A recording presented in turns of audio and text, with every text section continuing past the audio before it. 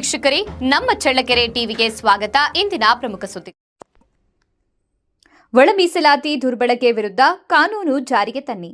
ಸಚಿವ ಎಚ್ ಆಂಜನೇಯ ಅವರು ಚಿತ್ರದುರ್ಗದಲ್ಲಿ ಇಂದು ಪತ್ರಿಕಾಗೋಷ್ಠಿ ನಡೆಸಿ ಒಳ ಮೀಸಲಾತಿ ದುರ್ಬಳಕೆ ಮಾಡಿಕೊಳ್ಳುತ್ತಿರುವವರ ವಿರುದ್ಧ ಸರ್ಕಾರ ಕೂಡಲೇ ಉಗ್ರವಾದ ಕಾನೂನನ್ನು ಜಾರಿಗೆ ತರಬೇಕು ಎಂದು ಒತ್ತಾಯಿಸಿದ್ದಾರೆ.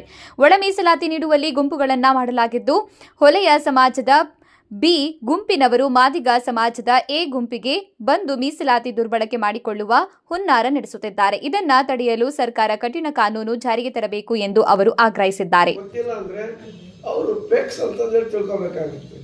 ಅಥವಾ ಅಲ್ಲಿ ಯಾರು ಕೆಲವರು ಇದ್ದಾರೆ, ಇದರಲ್ಲಿ ಉತ್ತರ ಕರ್ನಾಟಕ, ಆಮೇಲೆ ದಕ್ಷಿಣ ಕನ್ನಡ ಜಿಲ್ಲೆಯಲ್ಲಿ, ಉಡುಪಿ ಜಿಲ್ಲೆಯಲ್ಲಿ ಏನೋ ಇದ್ದಾರೆ.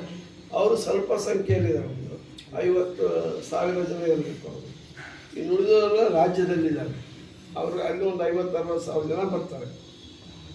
ಅವರು ಆದಿ ದ್ರಾವಿಡ ಅಂತಂದು ಹೇಳ್ಕೊಂಡಿದ್ದಾರೆ. ಇನ್ನು ಉಳಿದವರು ಇಲ್ಲಿ ಕಡೆಗೆ ಮೈಸೂರು ಸೀಮೆಯಲ್ಲಿ ಇರ್ತಕ್ಕಂಥವ್ರಿಗೆ ಎಲ್ಲ ಗೊತ್ತು ಅವ್ನು ಯಾವ ಜಾತಿಯವರು ಅಂತೇಳಿ.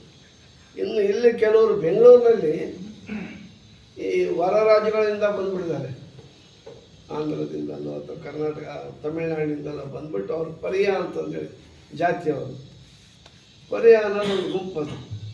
ಅವರು ಕೂಡ ಅವರು ಪರಿಯ ಅನ್ನೋದು ನಮ್ಮ ವಲಯರಿಗೆ ಸಂಬಂಧಪಟ್ಟ ಜಾತಿ ಅಂತೇಳಿ ಈಗಾಗಲೇ ಅವರು ಡಿಕ್ಲೇರ್ ಮಾಡ್ಕೊಂಡಿದ್ದಾರೆ. ವಲಯರು ಬಿ ಗುಂಪಿಗೆ ಅವ್ರೇನು ಮಾಡ್ತಾರೆ ಅಂದರೆ, ಇಲ್ಲ ನಾವು ಎ ಗುಂಪಿಗೆ ಹೋಗ್ತೀವಿ ಅಂತಂದೇಳಿ. ದುರ್ಬಲರು ಇದ್ದಾರೆ, ಅಲ್ಲಿ ಹೋದರೆ ನಮ್ಗೆ ಅವಕಾಶ ಸಿಗುತ್ತೆ ಅಂತೇಳಿ. ಅವಕಾಶಕ್ಕಾಗಿ ಇಲ್ಲೂ ಕೂಡ ಮೋಸ ವಂಚನೆ ನಮ್ಮ ಜನಾಂಗಕ್ಕೆ ನಡೀತಾ ಇದೆ. ಇಷ್ಟು ದಿನಗಳ ಕಾಲ ನಾವು 35-40 ವರ್ಷಗಳಿಂದ ನಮಗೇನೂ ಸಿಗ್ತಾ ಇಲ್ಲ. ಮೀಸಲಾತಿ ಎಲ್ಲ ನಮ್ಮ ಜನಸಂಖ್ಯೆ, ನಮ್ಮ ಪ್ರಮಾಣಕ್ಕೆ, ನಮ್ಮ ಹಿಂದುಳಿಕೆಗೆ, ಅಸ್ಪೃಶ್ಯತೆಗೆ ಸಿಗುವ ಬೆಲೆ ಇಲ್ಲೇ ಇಲ್ಲ. ಅದರಿಂದ ಕಣ್ಣೀರು ಹಾಕಿ ನಾವು ಹೋರಾಟ ಮಾಡಿ ಈಗ ಅದ್ರ ಫಲನ ಪಡೆಯುವಂಥ ಸಂದರ್ಭದಲ್ಲಿ ಮತ್ತೆ ಇಲ್ಲಿ ಕಬಳಿಸುವ, ಅಪಹರಿಸುವ ಯತ್ನಗಳು ನಡೀತಾ ಇದೆ.